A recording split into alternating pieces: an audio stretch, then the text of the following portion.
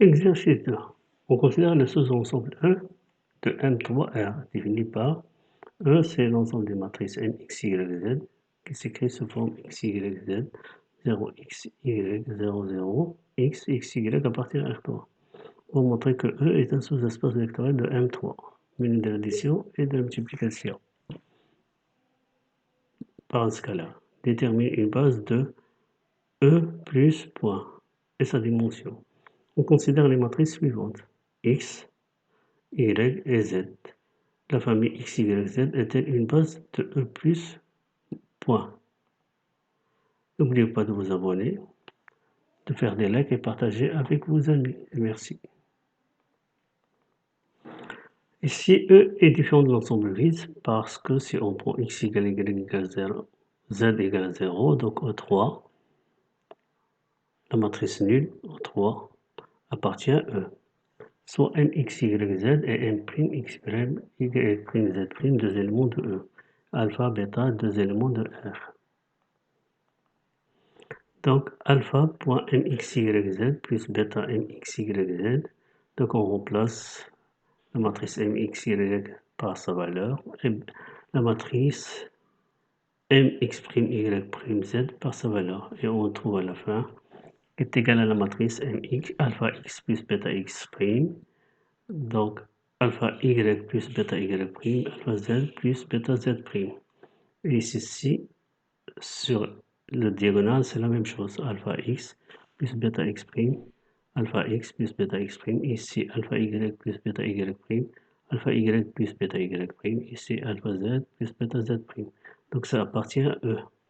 Enfin, E c'est un sous-espace vectoriel de M3, de l'addition de multiplication externe.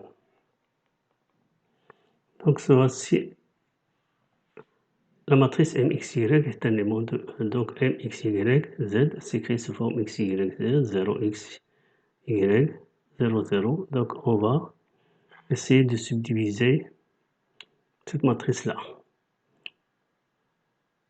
de la factoriser. Donc est égal à X multiplié par la matrice unité, 1, 1, 1, plus Y multiplié par la matrice 0, 1, 0, 1, 0, 0, 0, et multiplié par la matrice Z qui est égal à 0, 0, 1, ici tout 0. Donc la famille B, qui est composée de la matrice unité, la deuxième matrice et la troisième matrice, est une famille génératrice de l'espace vectoriel E. Donc on va montrer que B est libre. Donc on va choisir trois éléments de R, alpha, bêta, gamma. Donc on va multiplier par les matrices de B. Donc alpha multiplié par la matrice unité, plus bêta multiplié par la deuxième matrice, plus gamma multiplié par la troisième matrice est égal à 0, matrice nulle. Donc on trouve alpha, bêta, gamma, 0, alpha, bêta, 0, 0, alpha est égal à la matrice nulle, c'est-à-dire alpha égale à 0, bêta égale à 0 et gamma égale à 0. Donc B est libre. Puisque la famille B est génératrice de E est libre, donc B est une base de E. Et on a dimension de E est égale à 3, parce qu'il est engendré par 3 matrices. Ici, montrons que la famille X, Y, Z est génératrice de E.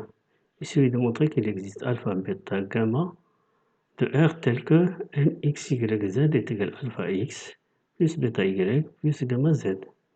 Voici la matrice M, X, Y est égale à alpha multiplié par X, la matrice X, plus bêta multiplié par la matrice Y, plus gamma multiplié par la matrice Z. Donc ici, on multiplie ceci, ça va donner ceci.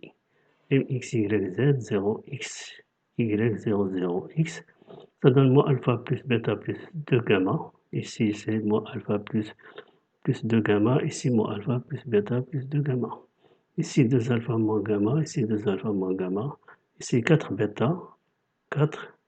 Donc ici, alpha multiplié par 0 plus bêta multiplié par 4, c'est-à-dire 4 bêta plus 3 gamma.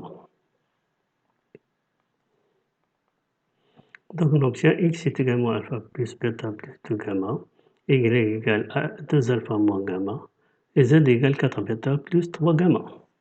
Ici on va multiplier par 2, x multiplié par 2, ça donne moins 2 alpha plus 2 bêta plus gamma y égale 2 alpha moins gamma.